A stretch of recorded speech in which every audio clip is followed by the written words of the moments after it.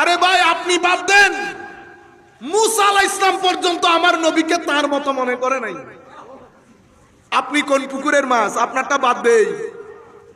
মুসা আলাইহিস সালাম বলছে রব্বি ইশরাহ লি সাদরি, মাওলা আমার সিনা খুলে দে। আর আমার নবীর ব্যাপারে আমার আল্লাহ বলছেন আলাম নাশরাহ লাকা সাদরাক, হাবিব আমি কি আপনার সিনা খুলে দেই নাই? মুসা আলাইহিস সালাম বলছে সিনা খুলে দেন, আর আমার নবীকে বলা হচ্ছে আপনার সিনা আমি খুলে দেই নাই। আপনারা বুঝতে পেরেছেন? মুসা আগে আগে চলে গেল যে এত তাড়াতাড়ি উম্মত রেখে, ঘটনা কি? আল্লাহ আপনাকে রাজি করার জন্য, আপনাকে বলে আপনাকে রাজি করার জন্য। আচ্ছা, তো মুসা আগে আগে কুহে তুরে চলে যায় আল্লাহকে রাজি করার জন্য। আর যখন প্রশ্ন আসে আমার নবীর ব্যাপারে, যে আল্লাহকে কুল কায়নাত রাজি করাতে চায়, সেই আল্লাহ আমার নবীকে রাজি করাতে চায়। ওয়ালা সাউফা ইউতিকা রাব্বুকা ফাতারদা, হাবিব আমি ঘোষণা দিচ্ছি অনতি বিলম্বে আমি আপনাকে এমন দেয়া দেব, এমন দেয়া দেব, নিয়ামতের বর্ষণ এমন ভাবে হবে আপনি না হেসে পারবেন না। আপনি মুস্কি হাসি দিয়ে দেবেন, আপনি মুস্কি হাসি। আল্লাহ আল্লাহ হিসেবে কথা কি এভাবে বলার কথা?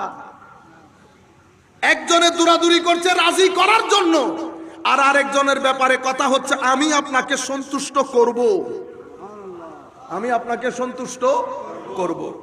আমি যদি এই রাস্তায় যাই, এটা আলাদা একটা রাস্তা। আমি শুধু আপনাদেরকে বুঝাতে চাচ্ছি কুল এবং হুয়া, যাতে তৌহিদটা বুঝতে পারে। তাইলে হুয়ার কোনো মিছিল নাই, সেই কারণে কুলকে আমাদের মতো করে পাঠানো হয়েছে। এখন আমাদের মত মানে কি? আপনি আপনার কাতারে নিয়ে আসলেন অতি সাধারণ, আজকে একজন বলতেছে অতি সাধারণ, অতি সাধারণ। ইন্না লিল্লাহি ওয়া ইন্না, আমি জানি না উম্মতের ঈমান শেষ পর্যন্ত কোথায় দিয়ে দাঁড় করায় এই সমস্ত এই যে জুব্বা কুব্বা পরনেওয়ালা বান্দা। গাজারি পরা যাবে না? না না না না, গাজারি পরলে ঈমান চলে যাবে। আচ্ছা, জালালউদ্দিন রুমি পরা যাবে না? না না না, জালালউদ্দিন রুমি পরলে ঈমান চলে যাবে।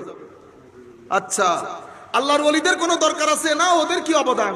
ও বা, কি আজীব একটা মাহৌল। মানে এটা এমন একটা স্টেজ হয়ে গেছে এখানে। এই যে আমি কথাগুলা বলছি, কোনো পরীক্ষা দিতে হয়েছে?